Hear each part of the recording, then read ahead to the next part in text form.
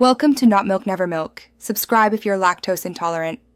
You start by confirming your SSL certificate is properly installed and trusted. This prevents browser warnings. Once done, back up your server configuration and site files so you can roll back if needed. Next, enable an HTTPS listener on port 443 in your web server or load balancer. Make sure the virtual host or server block is present. These first steps establish a secure endpoint and protect you from breaking live traffic while you implement redirects. Now you implement the redirect rules.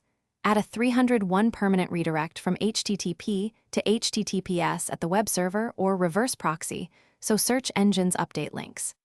In Engine X, use a simple server block with return 301, and in Apache, use mod rewrite or a redirect directive. Once in place, set an HSDS header to instruct browsers to prefer HTTPS, but pause before long maxage values. Also test for non-www versus www subpath preservation, and ensure post requests don't break unexpectedly.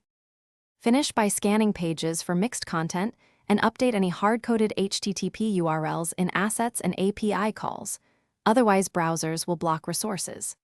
Next, confirm your CDN and load balancer are serving HTTPS and not reintroducing plain HTTP, and clear caches so changes propagate.